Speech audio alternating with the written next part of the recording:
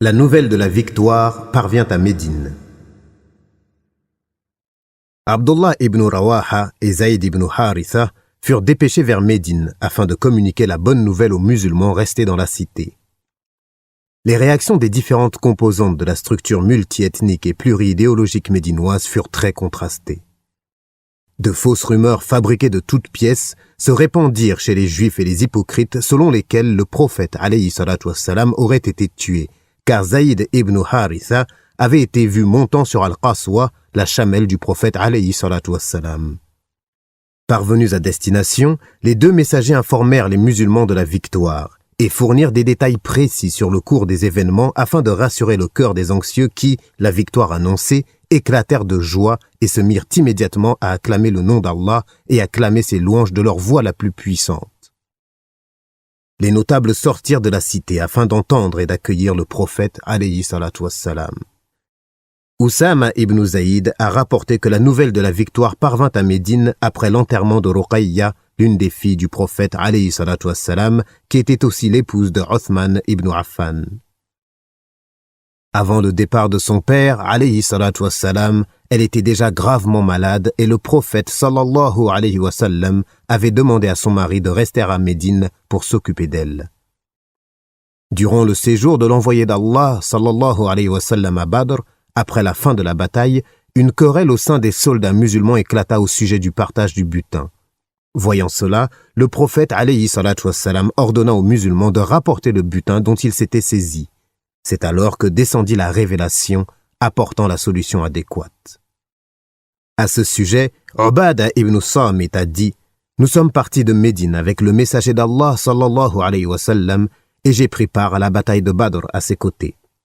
Allah a voulu que l'ennemi soit défait. Certains musulmans poursuivirent les fuyards, d'autres ramassèrent le butin dans le camp de l'ennemi et d'autres enfin demeurèrent auprès du messager d'Allah alayhi salatu wassalam pour le protéger et faire face à toute attaque surprise.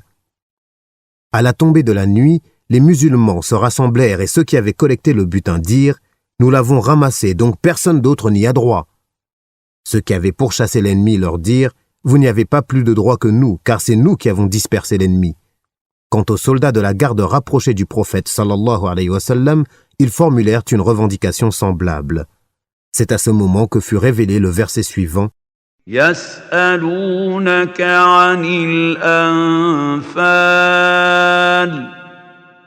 قل الأنفال لله والرسول فاتقوا الله وأصلحوا ذات بينكم وأطيعوا الله ورسوله إن كنتم مؤمنين.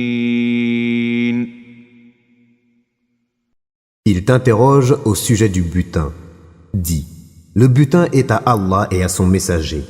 Craignez Allah, maintenez la concorde entre vous et obéissez à Allah et à son messager si vous êtes croyants.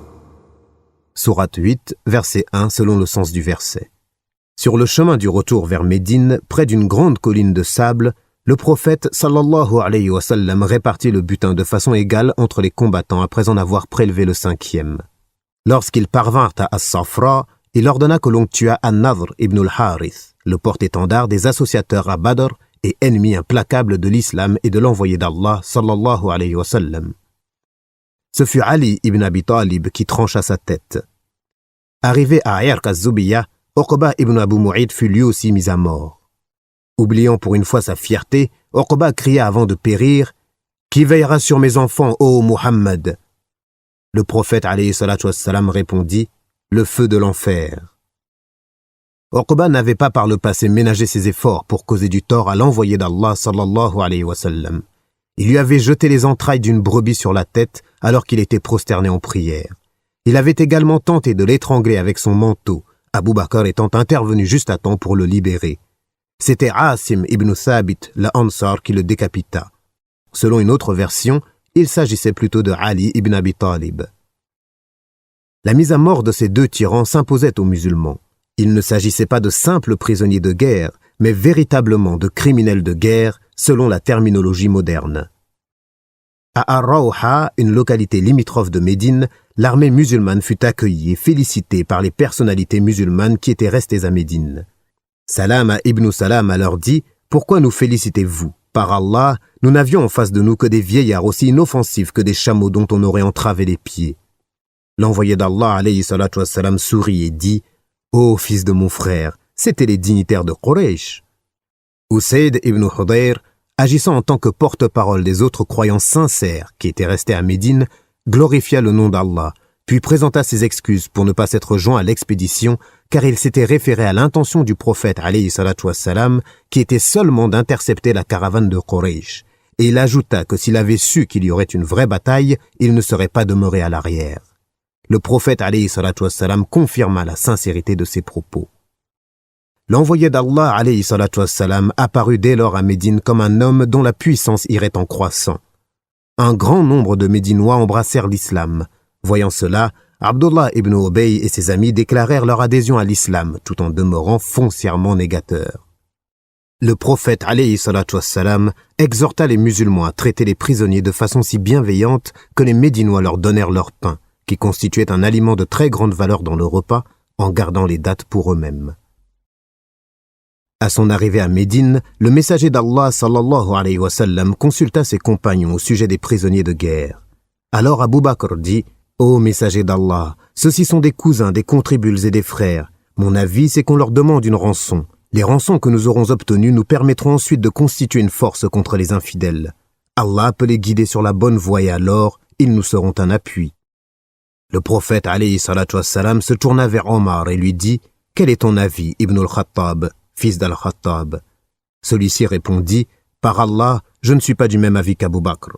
Plutôt mon avis, c'est que tu me livres un tel, un parent d'Omar, pour que je lui coupe la gorge, que tu livres Aqil ibn Abi Talib à Ali, qui lui tranchera la gorge, et que tu permettes à Hamza de couper la gorge de son frère, de manière à ce que les ennemis d'Allah sachent que nous n'avons aucune indulgence à l'égard des associateurs dont ces prisonniers sont les héros, les dirigeants et les généraux. » Le messager d'Allah sallallahu alayhi wa sallam privilégia la proposition d'Abu Bakr et rançon fut demandée aux prisonniers. Rapportant lui-même cette histoire, Omar dit « Le lendemain, j'allais voir le prophète alayhi salatu wassalam et Abu Bakr que je trouvais tous en train de pleurer. Alors je dis « Ô messager d'Allah, dis-moi ce qui vous fait pleurer, toi et ton compagnon.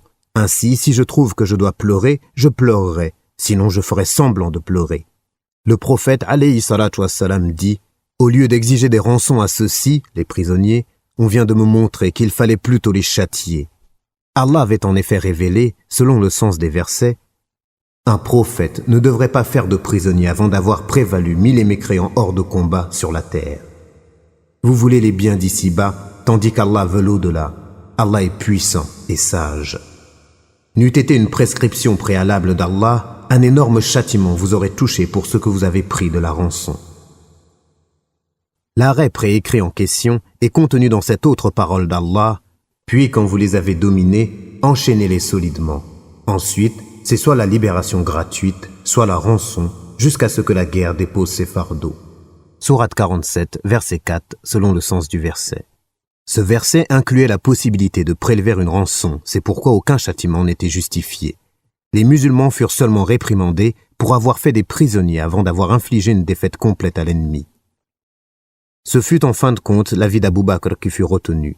La rançon fut fixée en fonction de la situation financière du prisonnier. Elle varia entre 1000 et 4000 dirhams. Celui qui n'avait pas les moyens de régler sa rançon devait, quant à lui, apprendre à lire et à écrire à 10 enfants musulmans. Dès que les enfants étaient considérés comme suffisamment instruits, le professeur était libéré. Un autre groupe de prisonniers fut relâché car ne pouvant satisfaire aucune des deux options.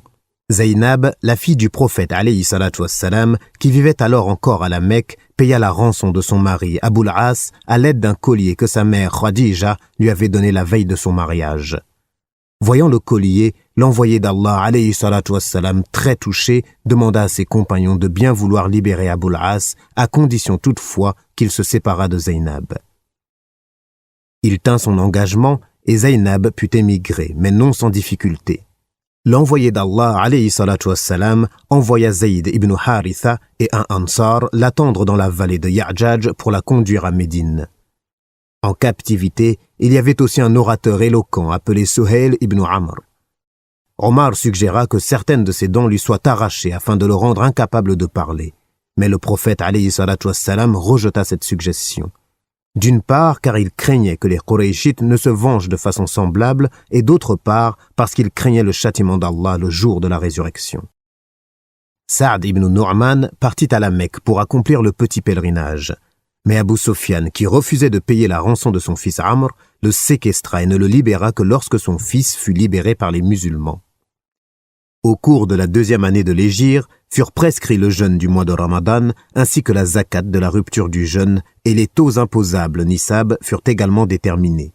Les nécessiteux parmi les muhajiroun pouvaient ainsi voir leur quotidien amélioré. Par une coïncidence étonnante, les musulmans célébrèrent pour la première fois de leur histoire, juste après la grande victoire de Badr, une fête. Il s'agissait de la fête de la fin du jeûne du mois de Ramadan. Ce fut un spectacle magnifique, comme jamais on n'en avait vu auparavant.